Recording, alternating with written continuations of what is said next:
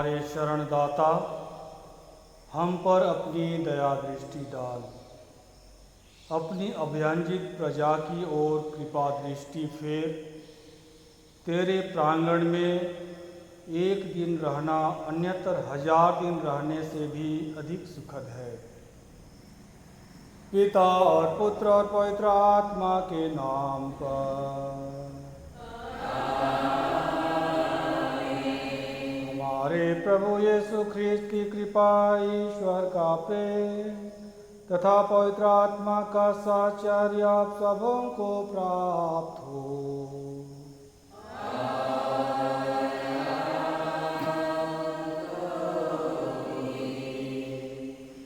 ख्रीस्त में प्रिय माता पिता, भाइयों बहनों एवं प्रिय बच्चों,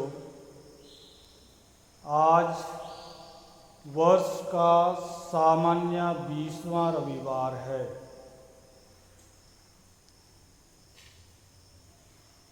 आज हमारे लिए कुछ मतलब रखे गए हैं जिनके लिए हम साथ मिलकर के प्रार्थना करेंगे। डॉक्टर मंजू मिंज एवं डॉक्टर शिशिर मिंज की ओर से 2 मतलब दिए गए हैं। पहला, परिवार में मिले सभी कृपा दानों के लिए परमपिता ईश्वर को धन्यवाद देते हुए एवं बेटे प्रतीक की पढ़ाई में ईश्वर की आशीष एवं कृपा बनी रहे, इसके लिए हमसे प्रार्थना करने का आग्रह करते हैं।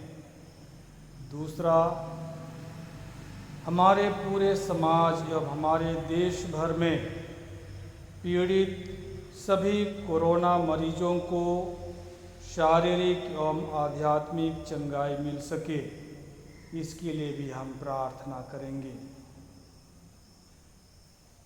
अगला मतलब है स्वर्गीय अन्ना बड़ा, जिनका देहांत 5 अगस्त 2020 को बुधवार को हुआ। ईश्वर उनकी आत्मा को अनंत शांति दे तथा दुखित परिवारों को सांत्वना दे। श्री नबोर बड़ा, शांति नगर से, जिनका दुर्घटना हो गया था, पिता ईश्वर की कृपा से वे सुस्वस्थ हो गए हैं। ईश्वर को सहृदय धन्यवाद देते हैं। इसी के साथ हमारे जो अन्य मतलब हैं, हमारे व्यक्तिगत, पारिवारिक और सामुदायिक मतलब हैं, उनको भी हम आज ईश्वर के सम्मुख लाएं। ख्रिस्त में प्रिय माता पिता, भाइयों बहनों, आज के तीनों पाठों में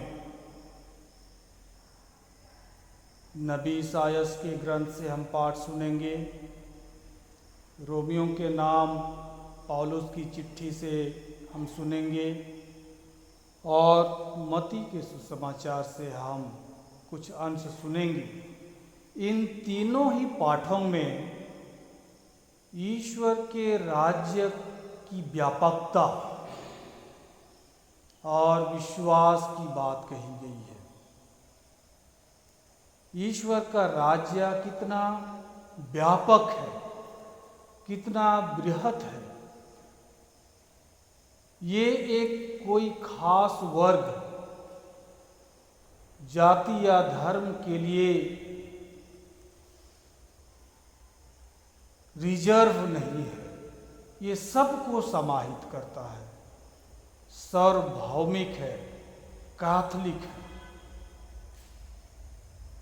और इसी बात को और जोर देने के लिए सुसमाचार में विशेष करके एक कनानी महिला के विश्वास को हमारे लिए एक उदाहरण के रूप में पेश किया गया है। कनानी महिला सदियों से उस समाज से, उस वर्ग से आती है जिनका यहूदी लोगों से जातिगत दुश्मनी थी। वे जानते थे कि यीशु ख्रिस्त एक यहूदी है, फिर भी उनके प्रति उन्होंने बहुत ही गहरा और अटूट विश्वास रखते हुए अपनी बेटी के स्वास्थ्य लाभ के लिए उन्होंने यीशु ख्रिस्त से आग्रह किया, विनती की, हाथ जोड़ करके उनसे निवेदन किया। और उनके विश्वास को, उसके इन गहरे विश्वास की प्रशंसा करते हुए यीशु ख्रिस्त कहते हैं, हे नारी, तुम्हारा विश्वास महान है, तुम्हारी इच्छा पूरी हो। तो इस पृष्ठभूमि में हम आइए अपने विश्वास की हम थोड़ा सा जांच करें कि जीवन के हर परिस्थितियों में मेरा अपना व्यक्तिगत विश्वास कितना गहरा है, कितना अटूट है, और ईश्वर के राज्य के प्रति मेरा अपना दृष्टिकोण कितना व्यापक है या संकीर्ण है, मैं कैसी सोच रखता हूँ। आइए हम इन्हीं सभी बातों पर विश्वास करते हुए, इन पर चिंतन करते हुए आज के इस मिस्सा बलिदान में हम आगे बढ़ें और ईश्वर से प्रार्थना करें कि ईश्वर हमारे सोच को, हमारे विचारों को बृहत बना दे, व्यापक बना दे और हमारे ख्रिस्त विश्वास को गहराई प्रदान करे, मजबूती प्रदान करे। आइए हम उन क्षणों के लिए जहाँ पर हमने संकीर्ण सोच रखा, अपने विश्वास में कमजोर महसूस किया, शिथिलता महसूस किया, ऐसे क्षणों के लिए हम ईश्वर से और एक दूसरे से क्षमा याचना करें। हम सब मिलकर बोलें, हे भाई और बहनों, मैं सर्वशक्तिमान पिता परमेश्वर और आप लोगों के सामने स्वीकार करता हूँ कि मैंने मन, वचन और कर्म से और अपना कर्तव्य पूरा न करने से बार बार पाप किया है। मैं अपना दोष स्वीकार करता हूँ, इसलिए मैं धन्य कुमारी मरियम से, स्वर्ग के सब दूतों, सब संतों और आप लोगों से, हे भाई और बहनों, विनती करता हूँ कि आप मेरे लिए प्रभु परमेश्वर से प्रार्थना करें। सर्वशक्तिमान ईश्वर हम लोगों पर दया करे और हमारे पाप क्षमा कर हमको अनंत जीवन प्रदान करे।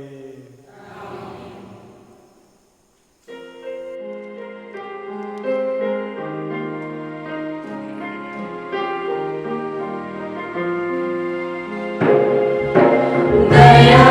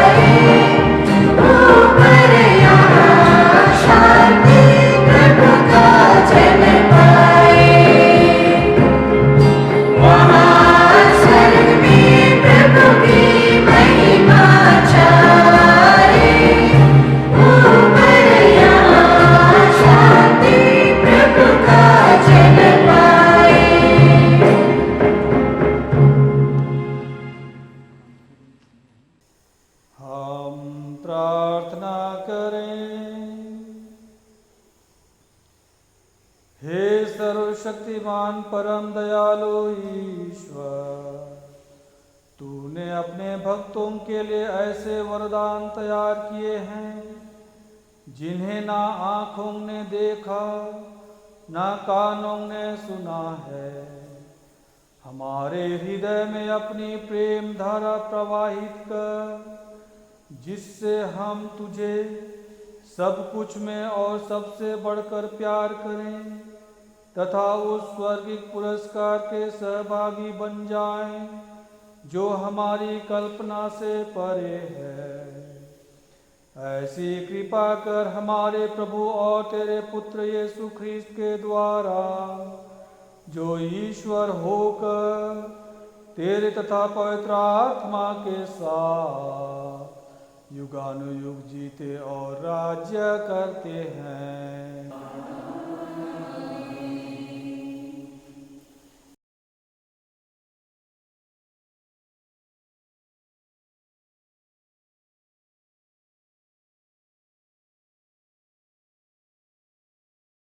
का पाठ नबी ईसायास का ग्रंथ अध्याय 56 पद संख्या 1 6 से 7 तक। मैं विदेशियों को अपने पवित्र पर्वत तक ले आऊँगा।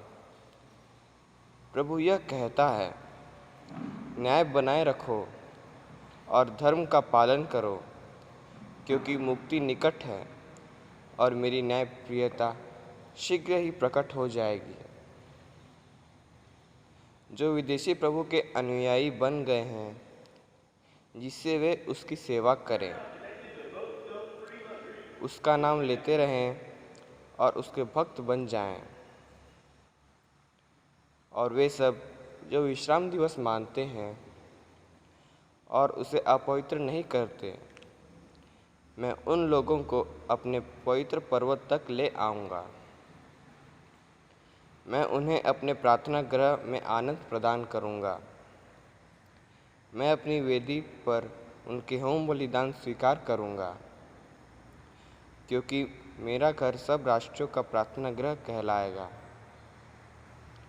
यह प्रभु की वाणी है।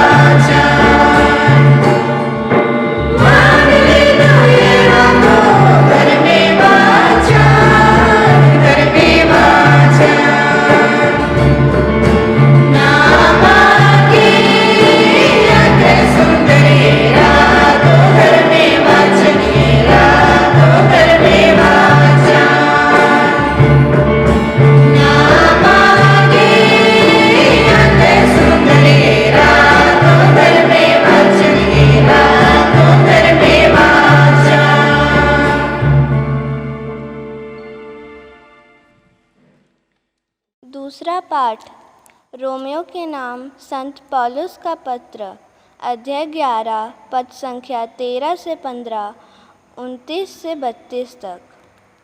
ईश्वर ना तो अपने वरदान वापस लेता और ना अपना बुलावा रद्द करता है। मैं आप गैर यहूदियों से यह कहता हूँ, मैं तो गैर यहूदियों में प्रचार करने भेजा गया और इस धर्म सेवा पर गर्व भी करता हूँ। किंतु मैं अपने रक्त भाइयों पर में प्रतिस्पर्धा उत्पन्न करने की और इस प्रकार उनमें से कुछ लोगों का उद्धार करने की आशा भी रखता हूँ। क्योंकि यदि उनके परित्याग के फलस्वरूप ईश्वर के साथ संसार का मेल हो गया है, तो उनके अंगीकार का परिणाम मृतकों में से पुनरुत्थान होगा। ईश्वर ना तो अपने वरदान वापस लेता और ना अपना बुलावा रद्द करता है। जिस तरह आप लोग पहले ईश्वर की अवज्ञा करते थे और अब जबकि वे अवज्ञा करते हैं, आप ईश्वर के कृपा पात्र बन गए हैं, उसी तरह अब जबकि आप ईश्वर के कृपा पात्र बन गए हैं, वे ईश्वर की अवज्ञा करते हैं, किंतु वे भी बाद में दया प्राप्त करेंगे। ईश्वर ने सबों को अवज्ञा के पाप में फंसने दिया, क्योंकि वह सबों पर दया दिखाना चाहता था। यह प्रभु की वाणी है।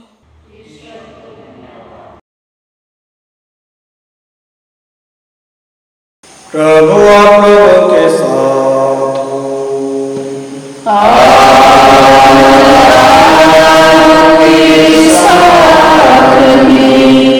संत मत्ती के अनुसार आज का पवित्र सुसमाचार।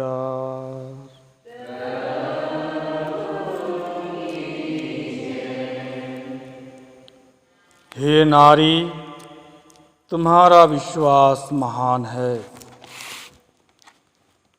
यीशु ने वहाँ से विदा होकर तीरूस और सीदोन प्रांतों के लिए प्रस्थान किया। उस प्रदेश की एक कनानी स्त्री आई और पुकार पुकार कर कहने लगी, हे प्रभु, दाऊद के पुत्र, मुझ पर दया कीजिए। मेरी बेटी एक अपदूत द्वारा बुरी तरह सताई जा रही है। यीशु ने उसे उत्तर नहीं दिया। उनके शिष्यों ने पास आकर उनसे यह निवेदन किया, उसकी बात मानकर उसे विदा कर दीजिए, क्योंकि वह हमारे पीछे पीछे चिल्लाती आ रही है। यीशु ने उत्तर दिया, मैं केवल इस्राएल के घराने की खोई हुई भेड़ों के पास भेजा गया हूँ। इतने में उस स्त्री ने आकर यीशु को दंडवत किया और कहा, प्रभु, मेरी सहायता कीजिए। यीशु ने उत्तर दिया, बच्चों की रोटी लेकर पिल्लों के सामने डालना ठीक नहीं है। उसने कहा, जी हाँ प्रभु, फिर भी स्वामी की मेज से गिरा हुआ चूर पिल्ले खाते ही हैं। इस पर यीशु ने उत्तर दिया, हे नारी, तुम्हारा विश्वास महान है, तुम्हारी इच्छा पूरी हो। और उसी क्षण उसकी बेटी अच्छी हो गई। यह प्रभु का सुसमाचार है।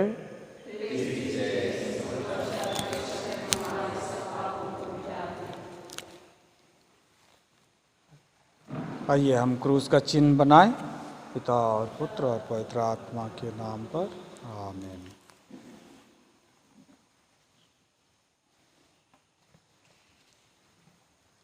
स्वर्ग में एक जिज्ञासु व्यक्ति संत पेतरुस से पूछता है, स्वर्ग में कितने हिंदू हैं?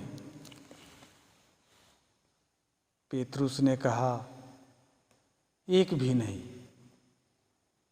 तो कितने मुसलमान हैं?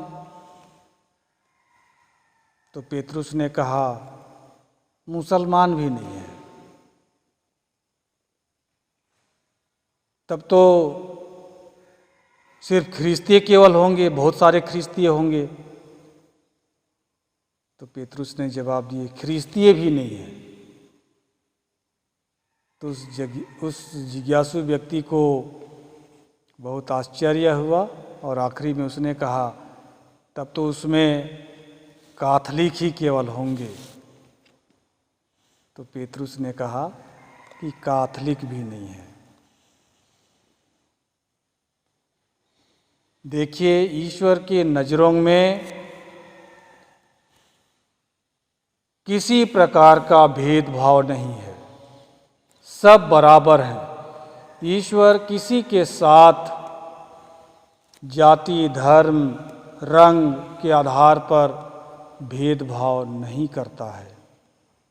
यही बात पेतरुस ने उस जिज्ञासु व्यक्ति को बताया। जैसे कि मैंने प्रारंभ में कहा कि आज के तीनों ही पाठ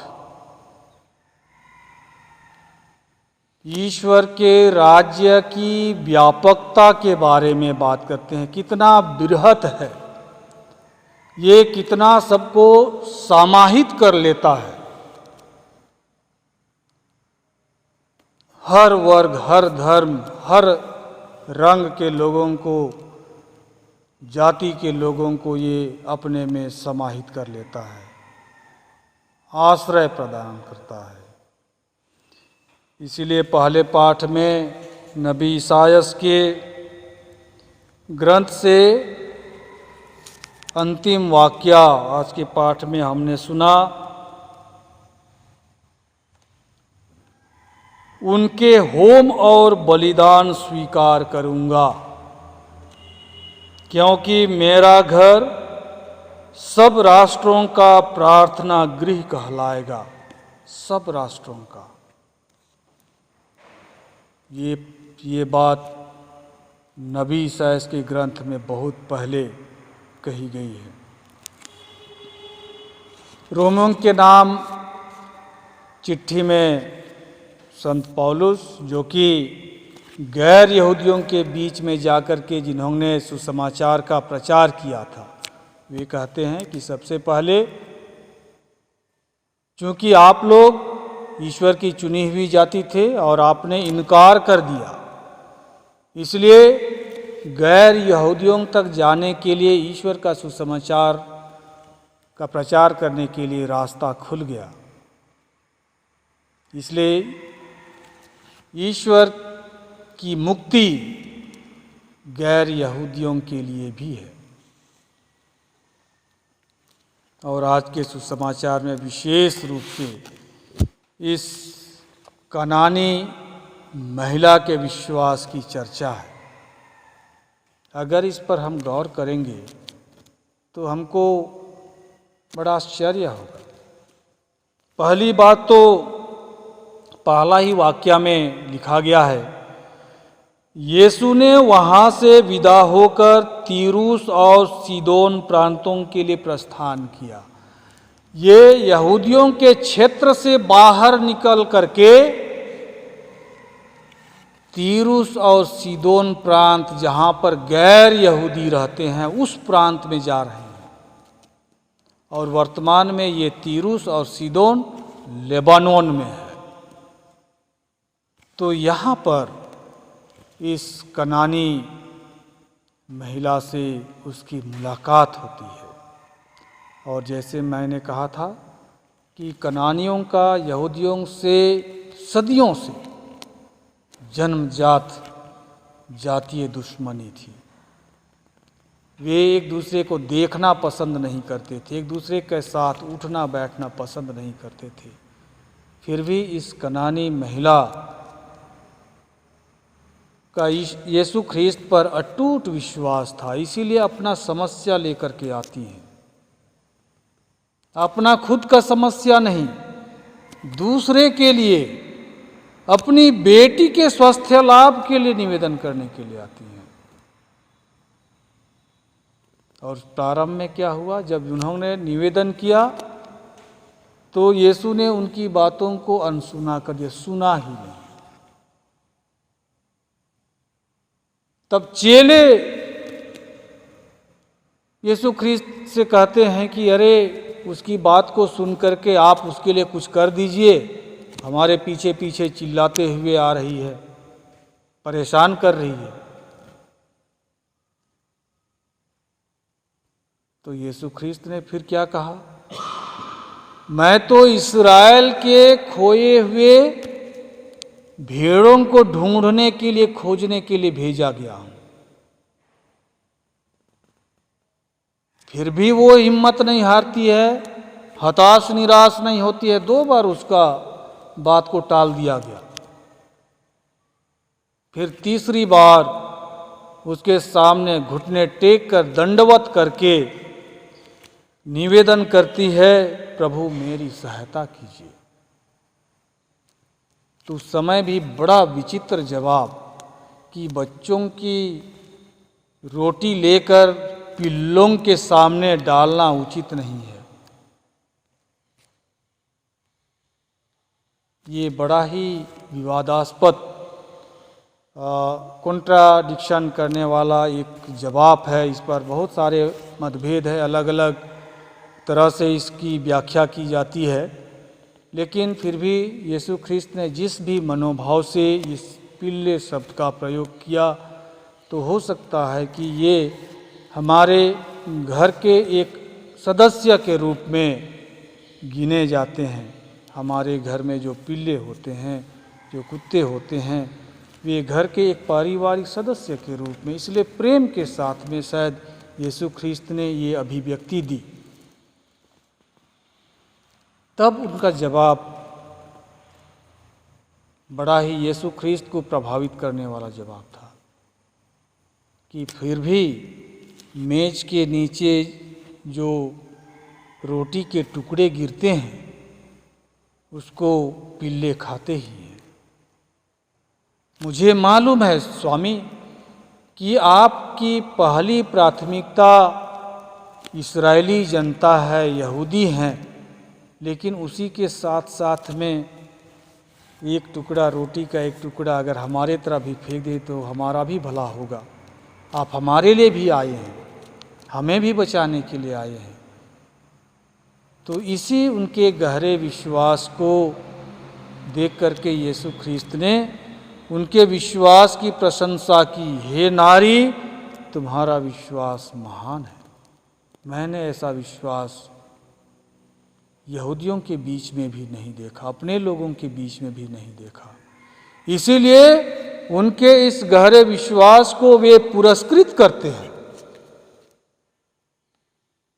और तत्काल उसने कहा कि आपने जैसा चाहा वैसा ही हो जाए। आपकी बेटी चंगी हो गई। तो इस कनानी महिला के, स्त्री के विश्वास के पृष्ठभूमि में आइए हम थोड़ा सा विश्वास पर थोड़ा सा चिंतन करें, अपने विश्वास पर कुछ सवाल कि तुम्हारा विश्वास कितना महान है। तो कुछ लोगों का विश्वास बहुत गहरा होता है, मजबूत होता है। कुछ लोगों का विश्वास बहुत कमजोर होता है। ऐसा क्यों?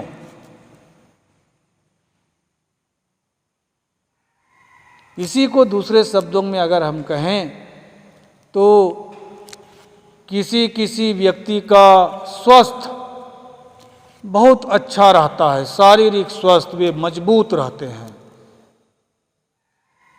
हृष्ट पुष्ट रहते हैं।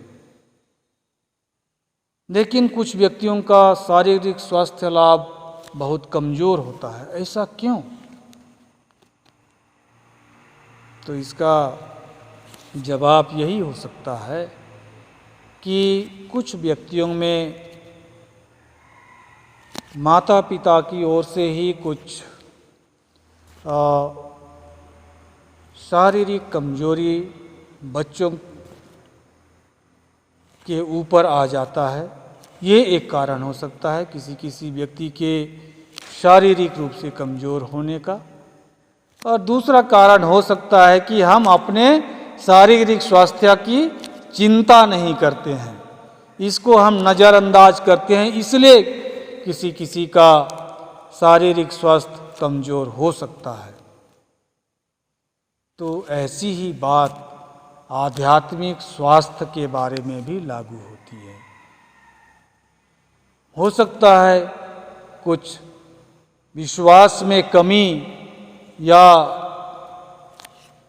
गहराई ना होना, ये माता पिता की ओर से बच्चों को मिलता है।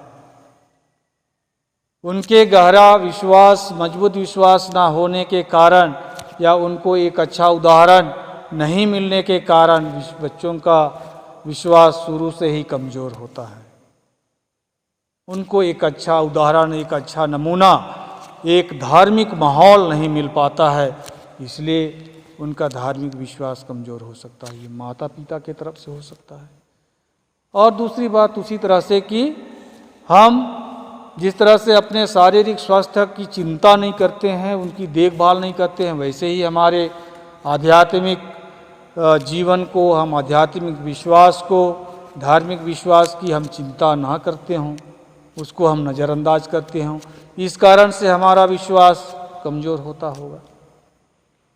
तो ख्रिस्त में प्रिय माता पिता, भाइयों बहनों, अगर इस तरह की कमजोरियां हैं, हमारा विश्वास कमज़ोर हैं, तो हमारे विश्वास को मजबूत करने के लिए हम क्या करें?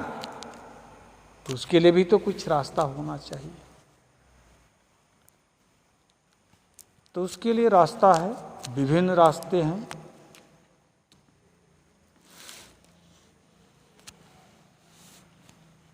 हम जैसे आज धर्म ग्रंथ से कुछ अंश सुन रहे हैं, इसके बारे में चर्चा कर रहे हैं, तो सुसमाचार का पठन करना, बाइबल पठन करना, इसके बारे में औरों से चर्चा करना, अपने अनुभवों को दूसरों के साथ साझा करना, ये एक रास्ता है। दूसरा रास्ता कि हम हर सप्ताह, इन दिनों आजकल हम भले ही गिरजाघर में आकर के सामुदायिक रूप से यूखरिस्तीय बलिदान में सहभागी नहीं हो पाते हैं, लेकिन फिर भी हम विभिन्न माध्यमों से ईश्वर की पूजा अर्चना जो हमारे लिए उपलब्ध है, उसमें हम सहभागी हो सकते हैं। तो विश्वास यूखरिस्तीय बलिदान में अपने विश्वास को केंद्रित करके हम अपने इस विश्वास को गहराई और मजबूती प्रदान कर सकते हैं। तो इसी तरह से और सबसे सटीक रास्ता है, वह है सेवा का मार्ग। अपने जो भाई बहनें कमज़ोर हैं, वंचित हैं, ऐसे व्यक्तियों की सहायता करके हम अपने विश्वास को गहराई प्रदान कर सकते हैं। क्योंकि विश्वास और प्रेम ये दोनों साथ साथ चलते हैं। विश्वास और प्रेम, प्यार, और इस प्यार की अभिव्यक्ति सहायता के द्वारा, सहायता के कामों के द्वारा अभिव्यक्ति होती है। ये चीजें रेल के पटरी के समान है।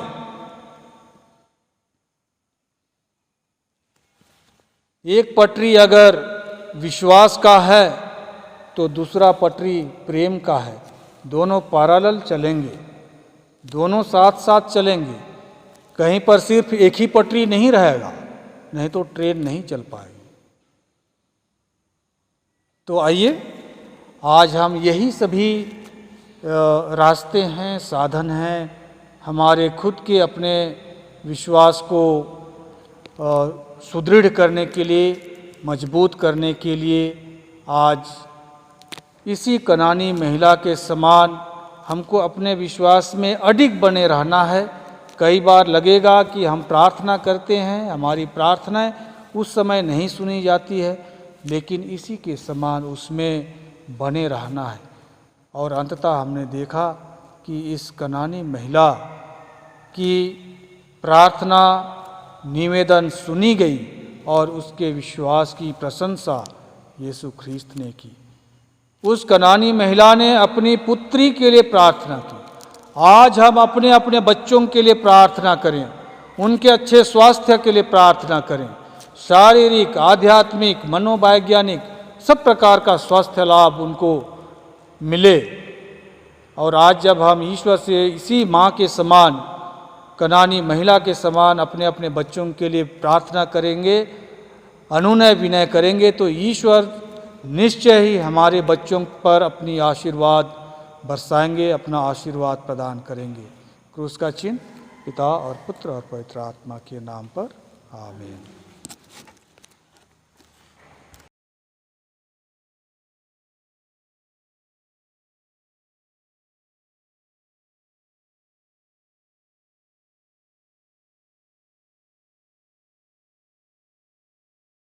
आइए हम धर्मसार के गाना के माध्यम से अपने विश्वास को व्यक्त करें।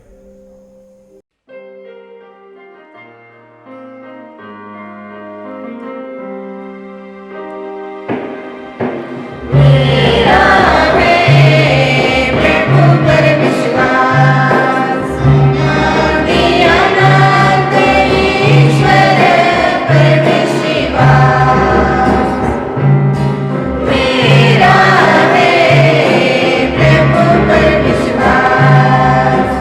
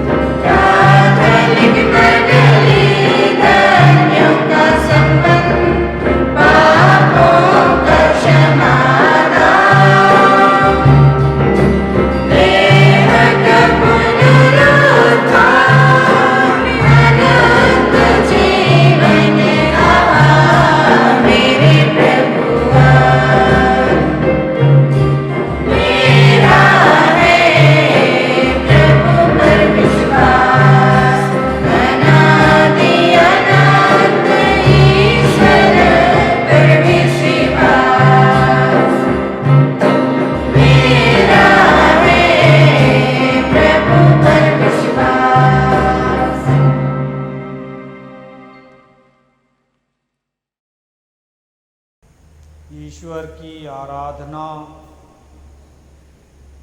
और धन्यवाद का बलिदान प्रार्थना का एक अभिन्न अंग होता है और इसी के साथ में निवेदन की प्रार्थनाएं भी उतना ही अहम है, महत्वपूर्ण है।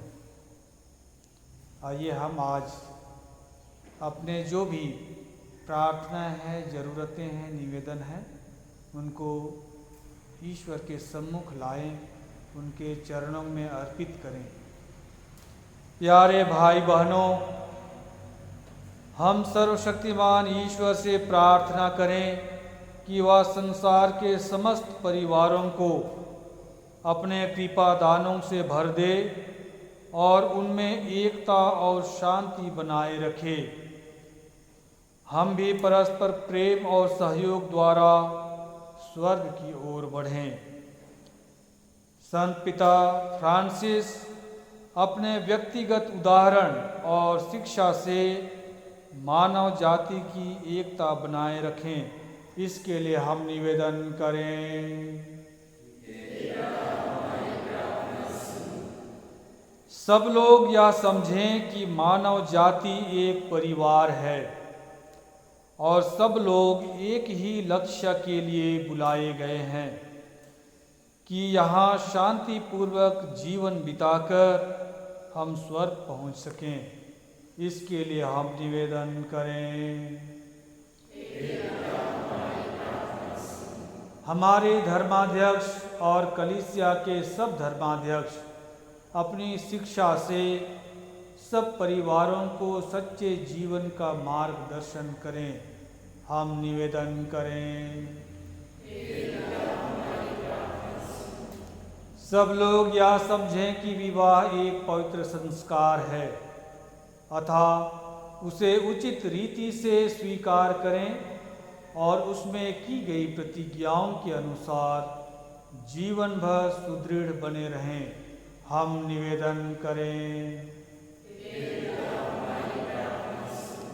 यहाँ उपस्थित सब लोग विवाहित लोगों के लिए प्रार्थना करें कि वे अपने जीवन को सच्चे प्रेम से बिताने के लिए शक्ति और आशीर्वाद प्राप्त कर सकें।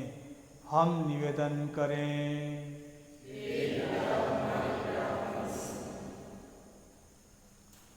स्वर्गीय अन्ना बड़ा, जिनका निधन 5 अगस्त 2020 बुधवार को हुआ, ईश्वर उनकी आत्मा को अनंत शांति प्रदान करे और दुखित परिवारों को सांत्वना प्रदान करे। इसके लिए हम निवेदन करें।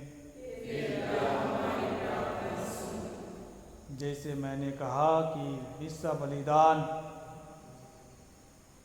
धन्यवाद का बलिदान भी है, इसलिए डॉक्टर मंजू मिंज और शिशिर मिंज अपने परिवार में मिले सभी कृपादानों के लिए ईश्वर को धन्यवाद देते हैं और बेटे प्रतीक की पढ़ाई में ईश्वर की आशीष हो, उनका मार्गदर्शन प्राप्त हो, इसके लिए भी प्रार्थना करना चाहते हैं। और इसी के साथ नबोर बड़ा, जिनका दुर्घटना हो गया था, ईश्वर की कृपा से वे सुस्वस्थ हैं, इसलिए आज नबोर बड़ा भी सहृदय ईश्वर को धन्यवाद देते हैं। तो आइए हम इन्हीं की सहृदयता के साथ इनके लिए अपनी प्रार्थना चढ़ाएं। इसके लिए हम निवेदन करें। आजकल सारे विश्व में कोरोना वायरस से संक्रमण फैलता जा रहा है। बहुत सारे लोग इसके चपेट में आ चुके हैं। हम प्रार्थना करें कि ईश्वर सब लोगों को अपनी सुरक्षा में रखे, इस बीमारी से दूर रखे और जो भी संक्रमित व्यक्ति हैं वे ईश्वर की कृपा से, उसके चंगाई के स्पर्श से वे अच्छे हो जाएं शारीरिक और आध्यात्मिक स्वस्थ लाभ प्राप्त हो जाए, इसके लिए हम निवेदन करें। आइए हम थोड़ी देर मौन रह करके अपने जो भी व्यक्तिगत मतलब है, परिवार की प्रार्थनाएं हैं, अपने समुदाय के लिए जो प्रार्थनाएं हैं, अपने कलीसिया के लिए जो प्रार्थनाएं हैं, विश्व के लिए जो प्रार्थनाएं हैं, उसको हम याद करते हुए ईश्वर के सम्मुख लाएं और ईश्वर को चढ़ा दें, उनके चरणों में हम रख दें।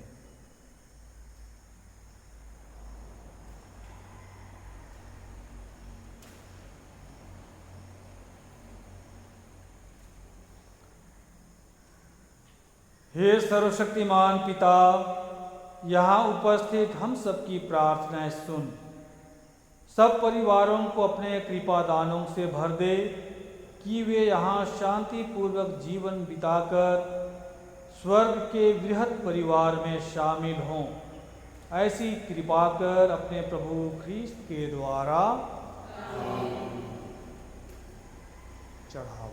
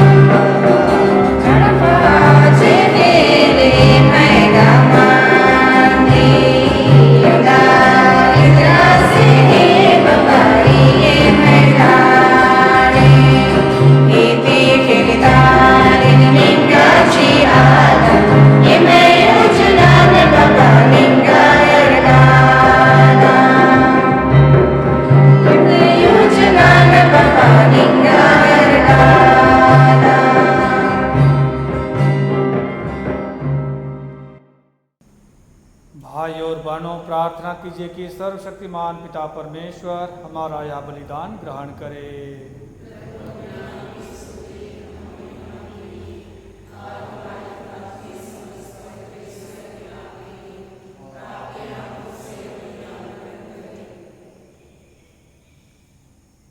हे प्रभु, हमारे ये उपहार ग्रहण करने की कृपा कर, इनके द्वारा तेरे और हमारे बीच पवित्र आदान प्रदान होता है।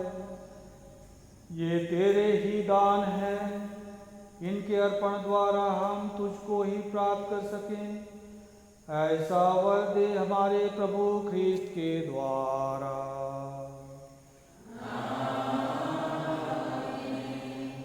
प्रभु आप लोगों के साथ हो।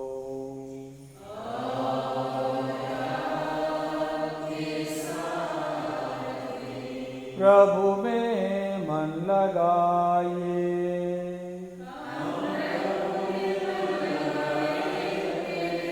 हम अपने प्रभु परमेश्वर को धन्यवाद दें।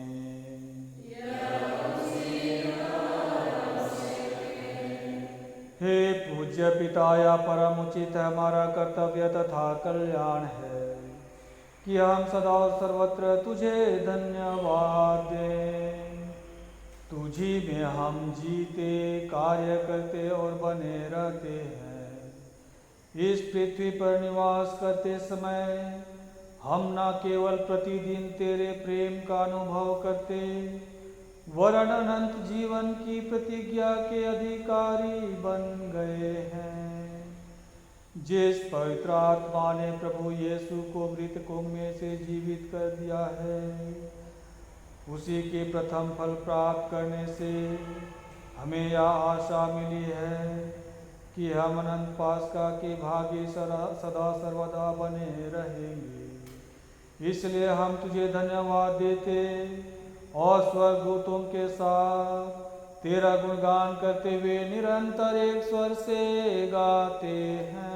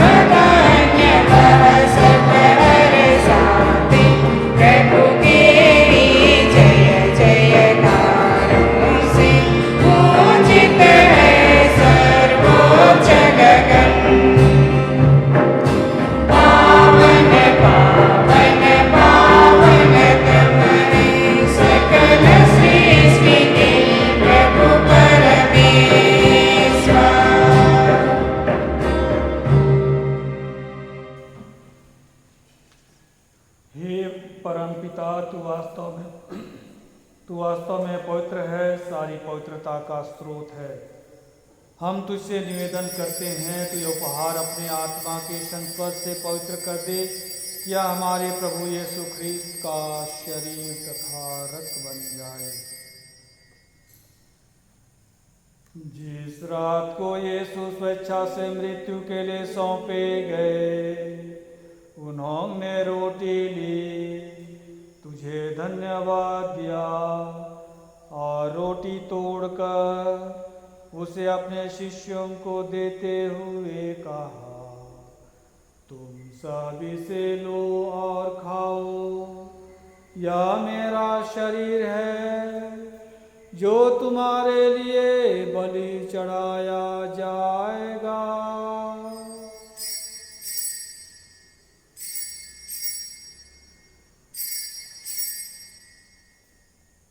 मेरे प्रभु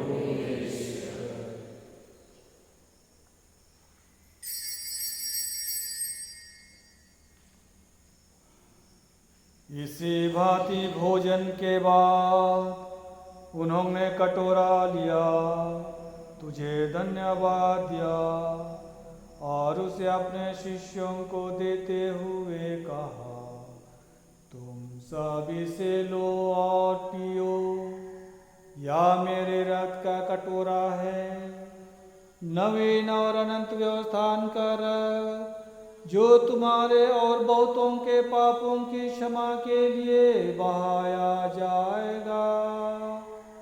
तुम मेरी स्मृति में यह किया करो।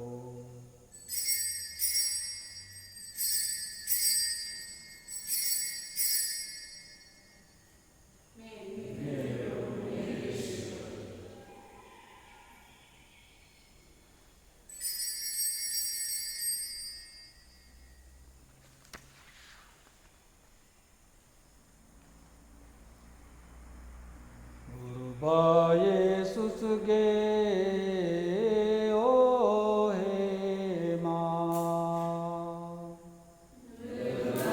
Yesus ge o he ma, idehi ke yurba si danka kohanala.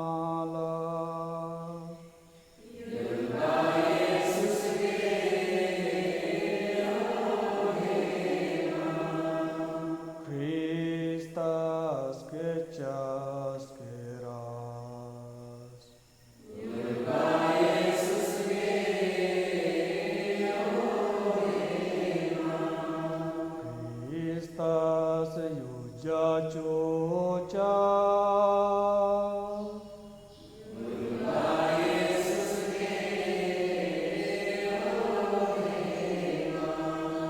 Christus yo he manu pin baro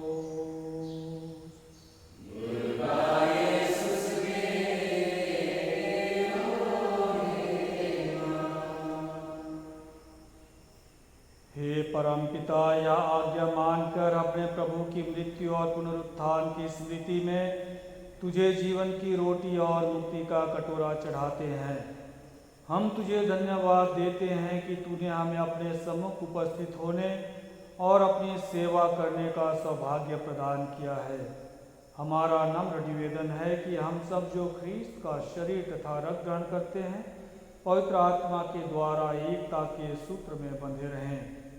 प्रभु और हमारे संत पिता फ्रांसिस, हमारे धर्माध्यक्ष इमानुएल और सभी याजकों के साथ विश्व भर में फैली अपनी कलीसिया की सुधि ले तथा इसे प्रेम में सिद्ध बना दे। हे प्रभु, अपनी सेविका स्वर्गीय अन्ना बड़ा की सुधि ले, जिनको तूने इस लोक से अपने यहाँ बुला लिया है। उन्हें यह वर दे कि जैसे वे बपतिस्मा में तेरे पुत्र की मृत्यु की सहभागी हुई थीं, वैसे ही उनके पुनरुत्थान का भी सौभाग्य प्राप्त करें। हे प्रभु, हमारे उन भाई बहनों की भी सुधि ले जो पुनरुत्थान की आशा में परलोक सिधार चुके हैं। उन्हें भी पुण्य दर्शन का सौभाग्य प्रदान कर हम सब पर दया दृष्टि डाल कि हम भी अनंत जीवन के सहभागी बने और ईश्वर की माता धन्य कुमारी मरियम, प्रेरित गण और सब संतों के साथ जो युग युग में तेरे विश्वस्त सेवक सेविकाएं बने रहें, तेरा स्तुति गान कर सकें तेरे पुत्र यीशु ख्रीस्त के द्वारा। आइए हम विश्वव्यापी कलीसिया के साथ पवित्र त्रित्व परमेश्वर का स्तुति गान करें। इन्हीं प्रभु ख्रीस्त के द्वारा, इन्हीं के साथ हे सर्वशक्तिमान पिता परमेश्वर, पवित्र आत्मा के साथ तुझे समाधि तथा महिमा युगानुयुग मिलती रहती है। आमीन,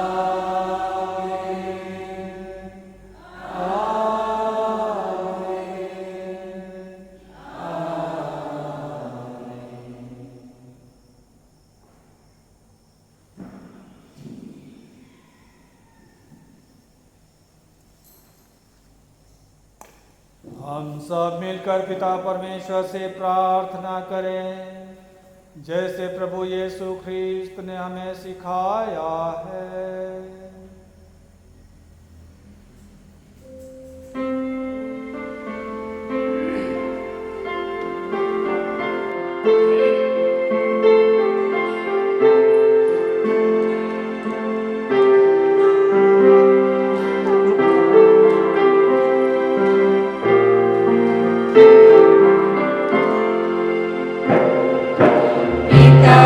हमारे तू जो कर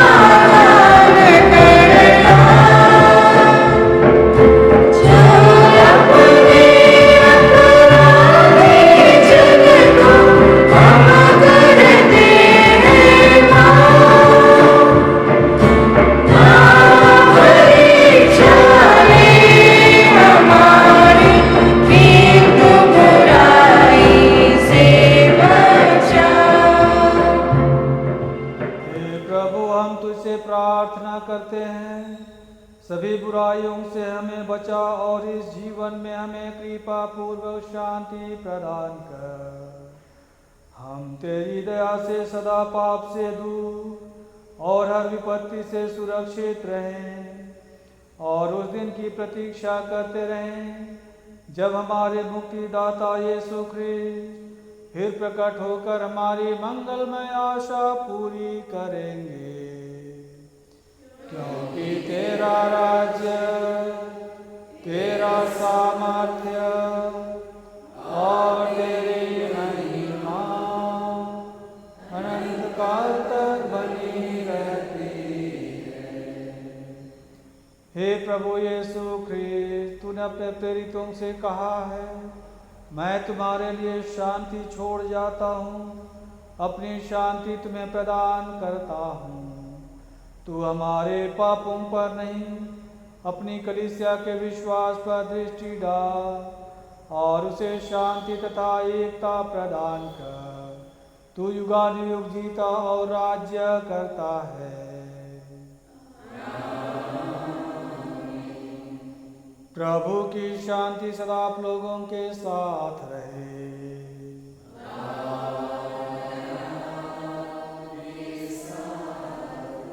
आइए हम परस्पर शांति अभिवादन करें। ख्रिस्त की शांति आप सबके साथ रहे।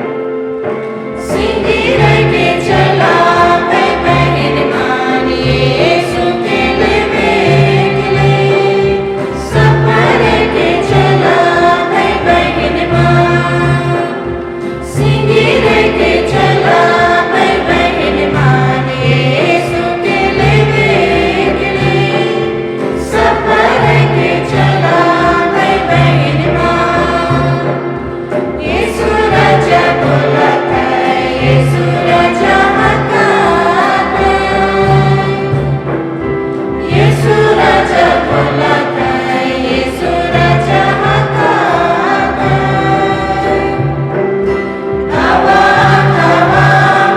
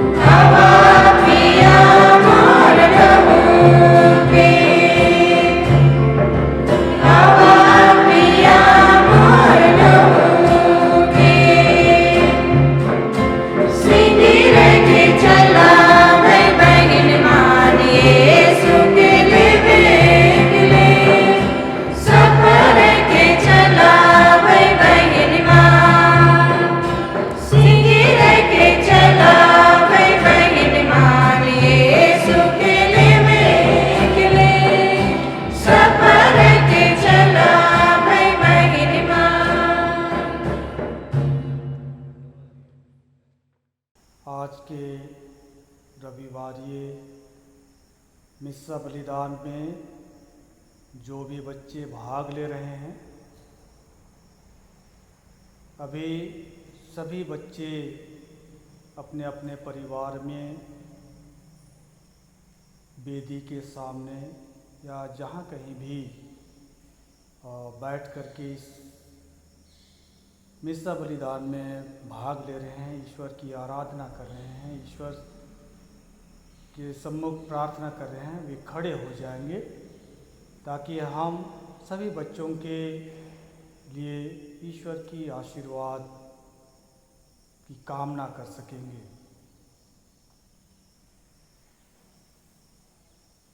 हे ईश्वर, हे हमारे प्रभु यीशु ख्रिस्त, तूने एक विश्वास से लबालब भरी हुई माँ के निवेदन सुन करके उनकी बेटी को स्वस्थ लाभ प्रदान किया।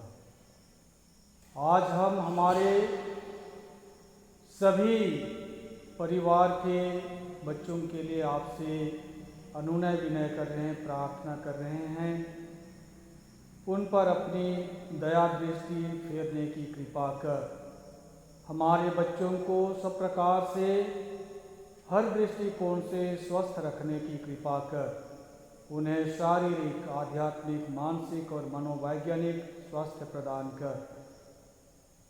इन दिनों उन्हें कोरोना बीमारी के संक्रमण से सुरक्षित रखने की कृपा कर।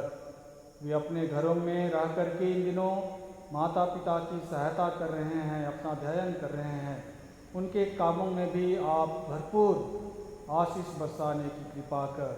हम यह प्रार्थना करते हैं उन्हीं हमारे प्रभु ख्रीस्त के द्वारा।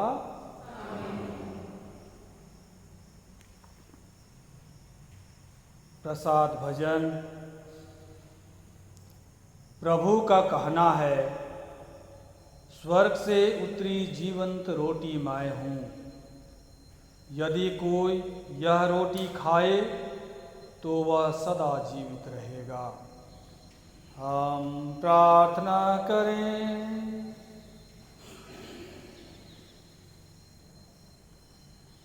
हे सर्वशक्तिमान दयालु ईश्वर, इस संस्कार के द्वारा तूने हमें ख्रीस्त के सहभागी बनाया है। हम अपने जीवन और आचरण में प्रभुवर यीशु के समान बने तथा स्वर्ग में उनके साथ विराजमान हो सकें। ऐसी कृपा कर इन्हीं प्रभु ख्रीस्त के द्वारा।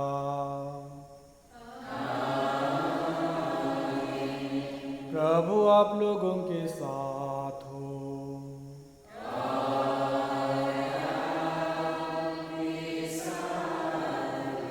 सर्वशक्तिमान परमेश्वर पिता और पुत्र और पवित्र आत्मा आप लोगों को आशीर्वाद प्रदान करे। हम सब विदा लें। प्रभु की शांति साथ रहे।